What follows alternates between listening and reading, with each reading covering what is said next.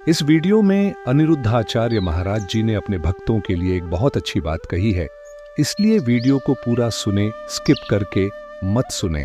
100 यज्ञ करा लो, चाहे एक बार भागवत सुन लो, एक ही बात है। 100 यज्ञ के अनुष्ठान के बराबर एक भागवत जी हैं। इसलिए भागवत सुन लिया मतलब 18 पुराण चारों वेदों को सुन लिया। सर्व वेदेतिहासानाम सारम सारम समुद्रतम। आज यहाँ जितने लोग भागवत जी के पोथी पाठ कराने आए हैं, आप लोगों ने ये भागवत सुन ली, आपने अपने पितरों को कृतार्थ तो कर ही दिया। भागवत सुनना बहुत आवश्यक है। आज मेरे पास एक मैया जी आई, उन्होंने कहा कि हमारा बेटा हमसे बात नहीं करता। आज पता है ये समाज में कॉमन हो गया है अब ये चीजें। आजकल के बच्चे अपने माता पिता से बात, कुछ बच्चे नहीं करते। माँ बाप रोते हैं कि देखो मेरा बेटा ही बात नहीं करता, बेटा ही हाल चाल नहीं पूछता। जब बेटा नहीं बात करेगा तो बहू क्यों बात करेगी। आजकल ये घटनाएं अधिक मात्रा में बढ़ रही हैं। अधिकाधिक बेटे अपने माँ बाप से बात नहीं करते, माता पिता रोते रहते हैं, परेशान रहते हैं। ये घटनाएं क्यों घट रही हैं जानते हैं? इसका एक मूल कारण है, माँ बाप की ये गलती हो गई कि आपने अपने बच्चों को स्कूल तो भेजा है, कोचिंग तो कराई है, पर आपने अपने बच्चों को कभी नहीं कहा कि बेटा चलो वृंदावन चलते हैं, 7 दिन वहीं बैठ के कथा सुनेंगे। जब आपके बच्चे आपके संग कथा सुनेंगे तो आपके प्रति उनके अंदर सम्मान का भाव जागेगा। सत्संग सुनेंगे तो सत्संग में श्रवण कुमार की कथा सुनेंगे। जब श्रवण कुमार की बात सुनेंगे, राम की चर्चा सुनेंगे, तो राम जैसे अपने माँ बाप की आज्ञा का पालन करते थे, श्रवण जैसे अपने माँ बाप की सेवा करते थे, वैसे आपके बच्चे भी जब सत्संग सुनेंगे, श्रवण कुमार की कथा सुनेंगे, तब तो श्रवण कुमार बनेंगे। श्रवण कुमार की कथा सुनेंगे ही नहीं तो वो श्रवण कुमार क्यों बनेंगे? तो गलती माँ बाप की है कि आपने अपने बच्चों को कहा ही नहीं। इसलिए कहता हूं वृंदावन आया करो, भागवत जी सुनने के बहाने बच्चों को बेटा चलो। जब 7 दिन वृंदावन में बच्चों के संग आप रहेंगे, एक साथ चलेंगे फिरेंगे, तो प्रेम बढ़ेगा। कथा सुनेंगे, गौरी गोपाल आश्रम लाओ, यहाँ दिखाओ कि देखो किस तरह बच्चे अपने माँ को छोड़ देते हैं। जब इन माँओं से आपके बच्चे मिलेंगे तो आपके प्रति उनका प्रेम बढ़ेगा, फिर वो अपने माँ बाप की सेवा करेंगे। उन्हें ये दिखाओ गौरी गोपाल आश्रम में कि जो बच्चे सेवा नहीं करते, देखो वो माँ यहाँ कैसे रहती हैं। जब दिखाओगे तो वो समझेंगे कि नहीं, मुझे अपने माँ की सेवा करनी है। आप ही तो लापरवाह हो गए हैं ना, आपकी भी तो गलती है ना। बच्चे आजकल सत्संग से जुड़े ही नहीं। अब आपको क्या करना चाहिए कि आप अपने बच्चों से कहो कि बेटा हमने तुम्हारी पसंद का गिफ्ट दिलाया ना, तुम छोटे थे, बच्चे को रॉकेट चाहिए था, बंदूक चाहिए था, खिलौने से गाड़ी चाहिए था, जो बच्चे मांगते थे माँ बाप दिलाते थे। अब बच्चे बड़े हो गए हैं ना, कमाने लग गए हैं ना, तो तुम भी बच्चों से कहो बेटा हमें वृंदावन ले चलो और हमें भागवत सुनवाओ। तो तुम्हारे बहाने बच्चे भी आएंगे, और जब वो यहाँ बैठकर 7 दिन भागवत सुनेंगे, 7 दिन गौरी गोपाल को देखेंगे, तो मैं गारंटी लेता हूं कि तुम्हारा बेटा तुमसे बात भी करेगा और तुम्हारे पांव दबाना शुरू करेगा, तुम्हारा सम्मान करना शुरू करेगा। गारंटी मैं लेता हूं। तुम्हारा बेटा कितना भी बिगड़ चुका है, तुमसे बात नहीं करता, मैं लेता हूं गारंटी। तुम 7 दिन मेरे सामने लाकर खड़ा तो करो अपने बच्चों को। तुम्हारा बेटा श्रवण कुमार ना बन जाए तो कह देना। भाई गलती उस बच्चे की नहीं है, उस बच्चे ने कभी श्रवण कुमार के बारे में सुना ही नहीं, तो वो क्यों श्रवण कुमार बनेगा? उसने तो लादेन के बारे में सुना है, उसने राम के बारे में कम सुना है, रावण के बारे में ज्यादा सुना है। उस बच्चे ने आज समाज में भारत के संस्कारों के बारे में कम सुना, लंदन के बारे में, विदेशों के बारे में ज्यादा जानता है। अंग्रेजी ज्यादा जानता है, हिंदी कम जानता है। और हिंदी मतलब हिंदुस्तान, हिंदी मतलब हिंदुस्तान के संस्कार। अब जब भारत के बारे में वो जानता ही नहीं तो वो आपकी सेवा क्यों करेगा? इसलिए आपको चाहिए कि आप अपने बच्चों को वृंदावन लाएं, उनसे कहें कि बेटा हमें भागवत सुनवाओ, चलो पोथी पाठ के बहाने ही आप आओ, 7 दिन वृंदावन रुको, 7 दिन गौरी गोपाल में रहो, यहां माताओं के दर्शन करो, यहां की सेवाएं देखो। आपके बच्चे जब यहां आएंगे ना तो जो आज तक जो नहीं सीखा वो 7 दिन में सीख जाएंगे। जब आपने डॉक्टरों को, आपने संसार को इतना टाइम दिया, टीचरों को ट्यूशन में इतना टाइम दिया, इतना पैसा लगाया, तो 7 दिन अनिरुद्धाचार्य को देकर तो देखो। मैं तुम्हारे बेटे को श्रवण कुमार ना बना दूं तो कह देना। और तुमसे मैं केवल 7 दिन का टाइम ही तो मांग रहा हूं। तुम्हारा बेटा कहीं भी रहता हो, लंदन रहता हो, अमेरिका रहता हो, जापान रहता हो, पेरिस रहता हो या भारत में, भारत के किसी भी कोने में, तुम्हारी नहीं सुनता, लाओ एक बार मुहिम तो चलाओ परिवर्तन की, एक बार प्रयास तो करो, हिम्मत ना हारो। महाराज जी हमारा बेटा सुनता नहीं है, रोने लग गए, बात नहीं करता। मैं आपका दर्द, आपकी पीड़ा समझता हूं, लेकिन मैं आपके भले के लिए कहता हूं कि वृंदावन से जुड़े रहो। सत्संग, हमारे तुलसीदास जी ने कहा है, एक घड़ी आधे घड़ी आधे की पुनियाद, तुलसी चर्चा राम की हरहि कोटि अपराध। सत्संग से ऐसे ही जुड़े रहो जैसे पतंग रस्सी से जुड़ी रहती है, धागे से। सत्संग से ऐसे ही जुड़े रहो जैसे पतंग एक धागे से जुड़ी रहती, यदि वो धागे से कट गई तो पतंग नीचे आ जाएगी। सत्संग ही वो धागा है जो तुम्हें ऊपर आकाश में हो ना, और सत्संग से जुड़े हो तो कोई तुम्हारा बाल भी बांका नहीं कर सकता। और जरा सत्संग से हट गए तो कितने भी ऊपर हो, हिचकोले खाते नीचे ही आओगे। सत्संग अमृत है, तब कथा अमृतम, कथा को अमृत बताया गोपियों ने। आजकल के बच्चे अपने माँ बाप की सुनते नहीं, बात नहीं करते, कारण वो अपने को इतना होशियार मान चुके हैं, इतना इंटेलिजेंट मान चुके हैं, इतना पढ़ा लिखा मान चुके हैं कि अब वो अपने माँ बाप को अनपढ़ मानते हैं कि तुम पढ़े ही क्या हो, तुम जानते ही क्या हो। ये गलती, आप तो चाहते हैं कि मेरा बच्चा पढ़ जाए, खूब बड़ा नाम करे, वो पढ़ तो जाता है, नाम भी कमा लेता है, लेकिन आपसे बात करना छोड़ देता है, आपकी तरफ देखना बंद कर देता है, मुंह घुमाए फिरता है, उसे माँ बाप की अब कोई आवश्यकता नहीं। गांव में कहते हैं ना, बूढ़ा बैल, किसान के घर में जब बैल बूढ़ा हो जाता था तो किसान उस बैल को घर से निकाल देता था। बूढ़ा बैल है, अब खेत के मतलब का रहा नहीं, जुताई कर नहीं सकता, तो उसे ऐसे ही आजकल के बूढ़े माता पिता उस बैल की तरह हो गए हैं। बच्चे उन्हें बोझ मानने लग गए हैं। कुछ बच्चों की बात कर रहा हूं मैं, सारे बच्चों की नहीं। कुछ बच्चे उन्हें अपना बोझ मानने लग गए हैं। क्यों? क्योंकि बच्चों के अंदर से माँ बाप के प्रति श्रद्धा खत्म हो चुकी है।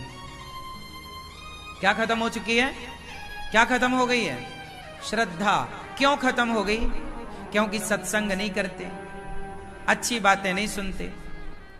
तो अच्छी बातें, सत्संग, जब सत्संग सुनोगे उसी में तो बताएंगे कि मातृदेवो भव पितृदेवो भव, माता भगवान है, पिता भगवान है। सत्संग नहीं सुनेंगे तो फिर बाहर की चीजों में तो ये बताया जा रहा, मुन्नी बदनाम हुई, शीला की जवानी, ताकते रहते तुझको सांझ सवेरे, जीना अगर जरूरी है तो पीना बहुत जरूरी है, दाने दाने में केसर का दम, संडे हो या मंडे खूब खाओ वंडे।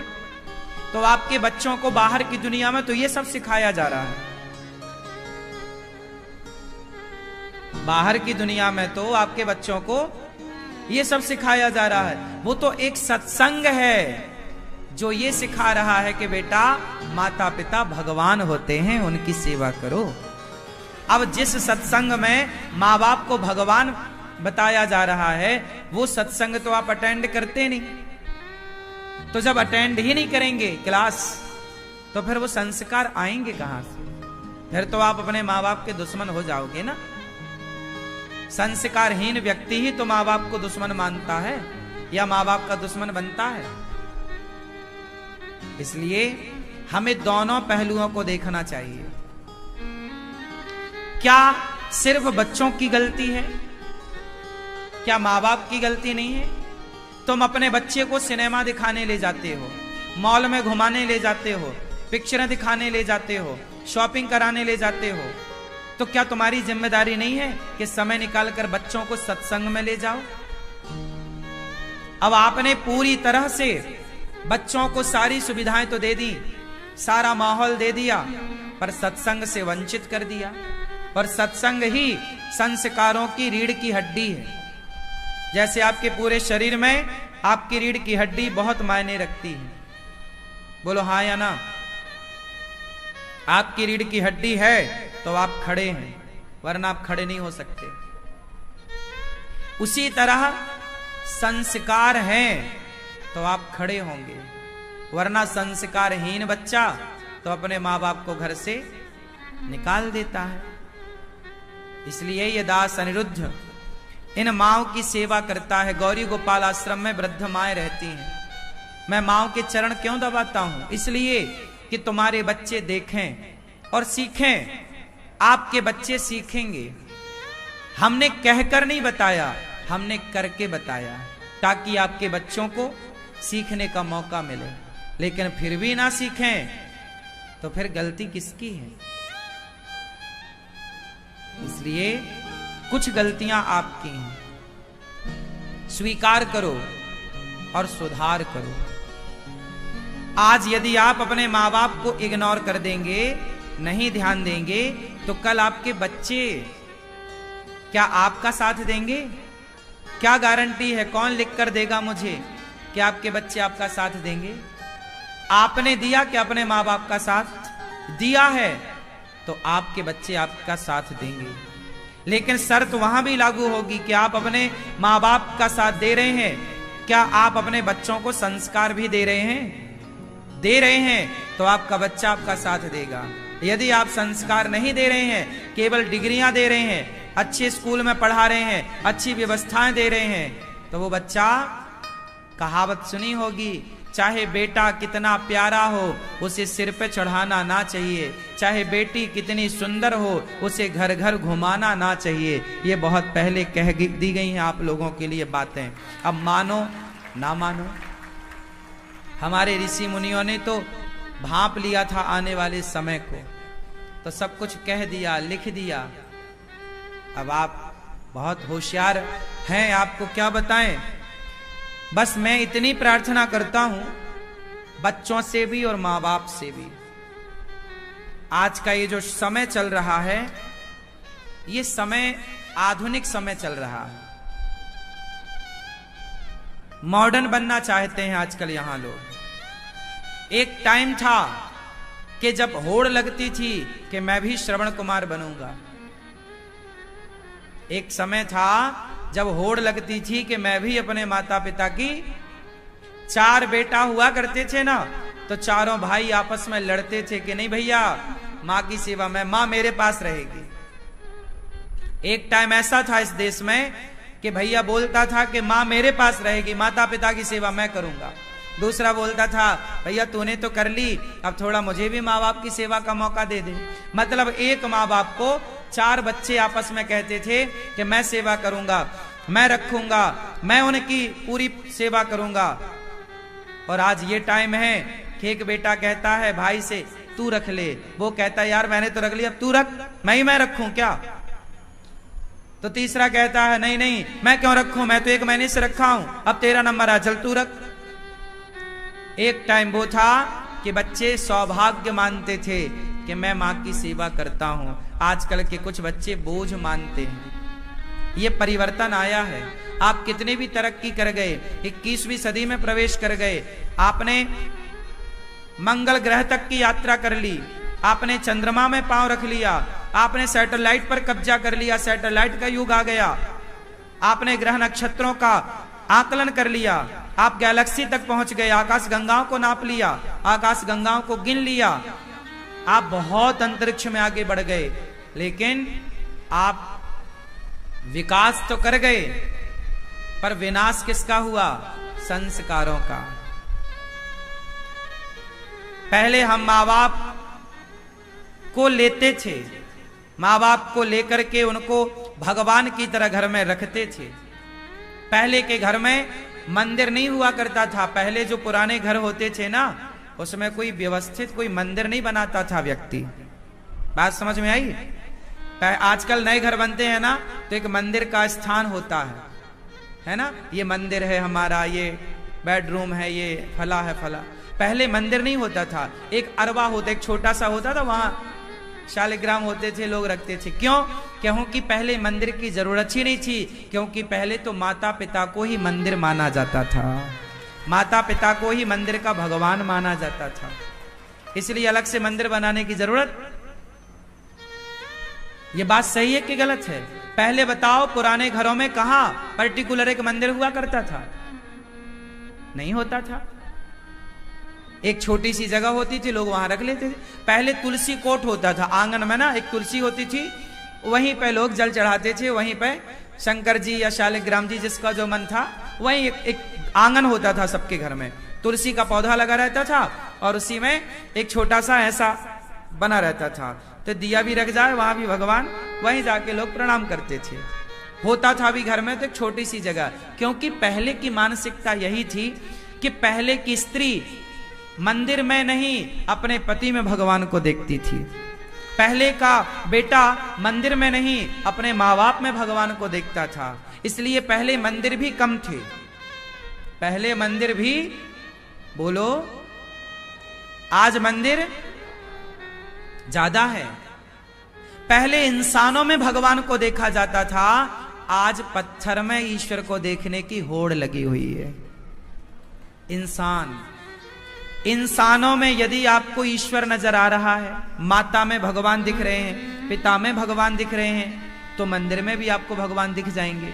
माँ बाप में भगवान नहीं दिख रहे हैं, तो भला मंदिर में भगवान तुम्हें कैसे दिखेगा? बताओ।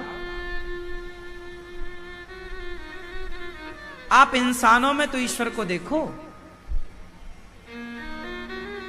हम ये नहीं कहते कि मंदिर मत जाओ, माँ बाप के पांव दबाओ, माँ बाप को भोजन कराओ, माँ बाप की सेवा करो, माँ बाप के सेवा के बाद समय बचे तो मंदिर जाओ, वरना माँ बाप की सेवा करने से ही मंदिर वाला भगवान खुश हो जाता है।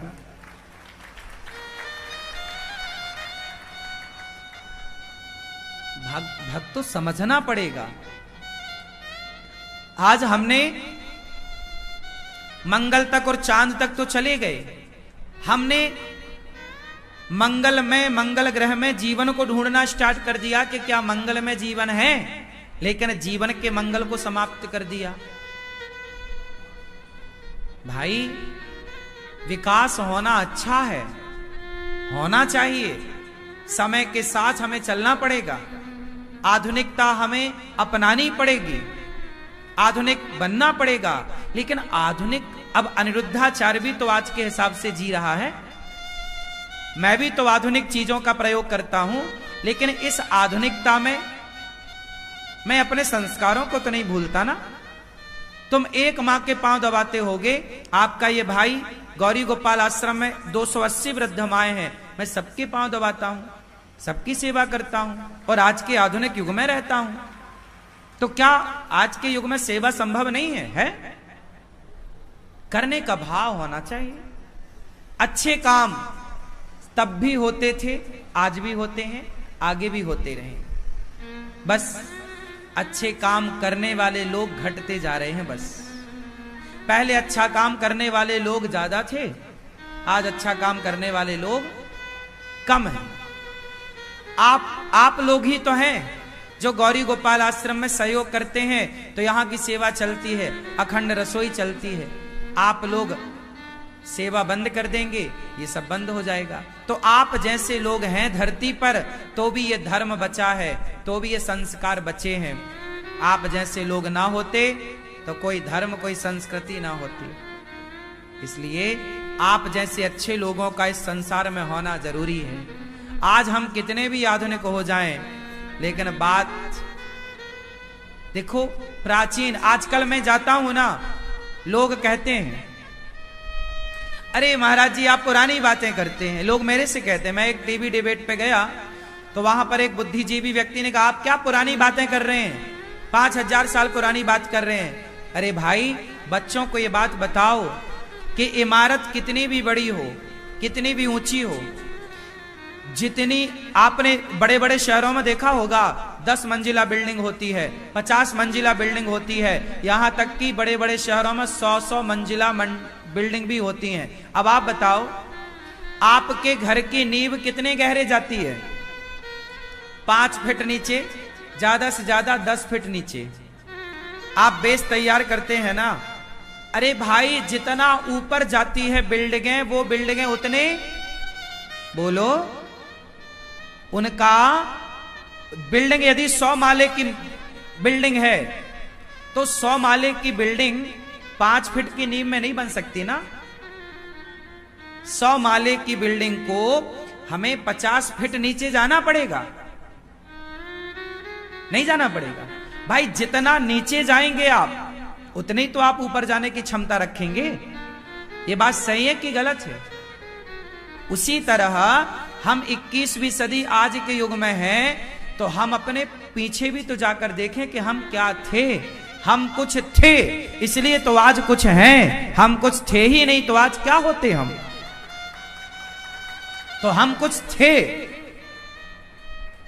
हमारे यहां आर्यभट्ट थे, हमारे यहां दलपदे जी थे, पृथ्वीराज महाराणा प्रताप झांसी की रानी थी, विवेकानंद थे, तो हम हैं। यदि शिवाजी, महाराणा प्रताप, मंगल पांडे ऐसे क्रांतिकारी ना होते तो क्या हम होते? बोलो। फिर हम कैसे कह दें कि हम पुरानी बातें ना करें? क्यों ना करें? बिना पुरानी बातें किए आज की बातों का कोई अर्थ ना निकलेगा। क्यों जी? इसलिए हमें अपने अतीत में जाना चाहिए, हमें नीचे भी जाना चाहिए और ऊपर भी जाना चाहिए। हमें अपनी नींव मजबूत करनी चाहिए, और नींव है हमारे संस्कार। नींव क्या है हमारे? जोर से, नींव हमारे संस्कार। हमारे जितने बेहतर संस्कार होंगे हम उतने आगे जाएंगे, और हमारे जितने घटिया संस्कार होंगे हम सीमित रह जाएंगे। ठीक बात है या गलत बात है? सही है कि गलत है? चलो, संस्कार बनाए रखें, व्यवस्थाएं बनाए रखें, बड़ों का सत्कार, बड़ों का सम्मान बनाए रखें, शिष्टाचार को ना भूलें, परंपराओं को ना भूलें, गीता को ना भूलें, पुराणों को ना भूलें, ऋषि और मुनियों के योगदान को ना भूलें। हमारे देश में आज कितनी बड़ी भूमिका है ऋषि मुनियों की। आज हम जरा पढ़ लेते हैं तो अपने आप को इंटेलिजेंट कहने लगते हैं, हम बहुत पढ़े लिखे। लेकिन आज ये जो पढ़ रहे हो, क्या हमारे ऋषि मुनियों से ज्यादा ज्ञानी हो गए आज के लोग? कितना भी आप पढ़ लोगे, ऋषि मुनियों की तरह रिसर्च ना कर पाओगे। हमारे ऋषियों का नाम ही पड़ा ऋषि, क्योंकि वो रिसर्च करते थे। क्या रिसर्च की हमारे ऋषियों ने? देखो ना, हमारे ऋषियों ने रिसर्च किया कि आज से हजारों साल पहले भी विमान था। रावण ने सीता मां को चुराया तो विमान पर ही तो चुराया था, उड़ने वाला विमान। तो विमान था, आज ही है ऐसा नहीं है, पहले भी था। आज डॉक्टर करता क्या है? एक स्त्री के गर्भ को दूसरी स्त्री के गर्भ में ट्रांसफर कर देता है। डॉक्टर बोलता देखो हम कितने सफल हो गए। जब माता देवकी 7वीं बार गर्भवती हुई तो माता देवकी के गर्भ को निकालकर भगवान ने माता रोहिणी के गर्भ में डाला था, जो बलराम जी प्रकट भये। तो जो साइंस आज आप अपना रहे हैं, ये साइंस पर पहले हजारों साल पहले काम हो चुका है, कोई आज की नई बातें नहीं है। बस हम अपने को जानना नहीं चाहते। क्या कहते हैं, अरे पुरानी बातें क्या करते हो? अरे पुरानी बातों में ही आज की बातों का उत्तर है, हाँ या ना? इसलिए हमें, आपके बच्चों ने एक गलती कर दी। आज आपके बच्चों ने आज की पढ़ाई तो पढ़ ली, लेकिन अपना इतिहास नहीं पढ़ा, भगवत गीता नहीं पढ़ी। आज बच्चों से आप पूछो कि बेटा भारत का इतिहास क्या है, चाणक्य कौन है, शिवाजी कौन है, क्या योगदान है इनका देश में, तात्या टोपे कौन है, क्या योगदान है इनका, महाराणा प्रताप कौन है, झांसी की रानी कौन है, क्या योगदान है इनका। पूछो बच्चों से कि राम का क्या योगदान है। चलो बताओ, आपसे पूछ लेता हूं, तुलसीदास जी का क्या योगदान है आज के समाज में? आप सबसे मेरा एक सवाल, उत्तर दे दो। तुलसीदास जी को कितने लोग जानते हैं? हाथ उठाओ जो जानते हैं। आप जानते हैं तुलसीदास जी को? नहीं जानते? आप तुलसीदास जी को नहीं जानते? ये देखिए, गलती बच्चों की नहीं है, बड़ों की है। तुलसीदास जी को आप जानती हैं? आपसे पूछ रहे हैं मैया, नहीं जानती हो? देखो बेटा, आप जानते हो तुलसीदास कौन है? हाँ, आज यदि भारत में लोग राम को जान रहे हैं तो केवल तुलसीदास जी की बदौलत जान रहे हैं। तुलसीदास जी ना होते, रामचरितमानस ना होती, तो राम को कोई ना जानता। रामायण थी पर वो संस्कृत में थी, उसे पढ़ने वाले लोग कम थे। आज रामचरितमानस घर घर पढ़ी जा रही है। राम के बारे में यदि आप सुनते हैं, समझते हैं, तो तुलसीदास जी, मतलब राम जैसा आदर्श बेटा, बताओ राम आदर्श बेटा है या नहीं? उत्तर दो, हाँ या ना? मां ने कहा कि वनवास जाना है, राम कह देते कि क्यों जाऊं, तुम तो मेरी सौतेली मां हो ना, मैं तुम्हारी बात क्यों मानूं? मेरी मां ने तो नहीं दिया वनवास, तुम कौन होती हो मुझे वनवास भेजने वाली? क्या राम ये सवाल नहीं कर सकते थे? बोलो। लेकिन राम, चाहे मां सौतेली हो या मां अपनी हो, मां तो मां है ना। उस मां शब्द का, उस मां के ममता का सम्मान राम ने रखा, इसलिए कि मैं यदि मां की बात मानूंगा तो आने वाली पीढ़ी अपने मां की बात मानेगी। राम मां की बात ना मानते तो कौन बेटा मां की बात मानता? क्यों राम आदर्श होते? आज राम आदर्श हुए, राम एक आदर्श बेटे हैं। और यदि आप राम को जानते हैं आदर्श बेटे के रूप में, तो तुलसीदास जी इसका के जिम्मेदार हैं। तुलसीदास जी के कारण आज हम लोग राम को इतनी सरलता से समझ पाते हैं, देख पाते हैं। तो रामचरितमानस जैसा महाग्रंथ, जिसकी चौपाइयां आज समाज में गहरा प्रभाव छोड़ती हैं, क्या संतों का योगदान समाज में नहीं है? उत्तर दीजिए। और आज इन्हीं संतों के लिए आज बॉलीवुड पानी पी पी के संतों का अपमान कर रहा है। आज का युवा पीढ़ी, आज की युवा पीढ़ी, बच्चे आज के संतों को अपमानित कर रही है और संतों को तिरस्कार कर रहे हैं आज के लोग। उन संतों को, जिन संतों का योगदान, अरे हमारे पिता, हमारे दादा भी राम को जाने तो तुलसीदास जी के कारण, हमारे पिता भी राम को जाने तो तुलसीदास जी के कारण, हम भी राम को जाने तो तुलसीदास जी के कारण, और आने वाली पीढ़ी में यदि लोग राम को जानेंगे तो तुलसीदास जी के कारण जानेंगे। हाँ या ना? सैकड़ों पीढ़ी गुजर गई आपकी और गुजर जाएंगी, तुलसीदास जी का योगदान ना चुका पाएंगी, तुलसीदास जी का ऋण ना चुका पाएंगी। कबीरदास जी के दोहे सामान्य बोलचाल में प्रयोग किए जाते हैं, नहीं किए जाते? आप लोग क्या कहते हैं, अरे बड़ा हुआ सो क्या हुआ, जैसे पेड़ खजूर, नहीं कहते। मतलब सामान्य बोलचाल में भी शब्दों में संतों के वचन हैं। बोलो हाँ, क्या ये संतों का योगदान नहीं कि उन्होंने आपको एक भाषा दे दी।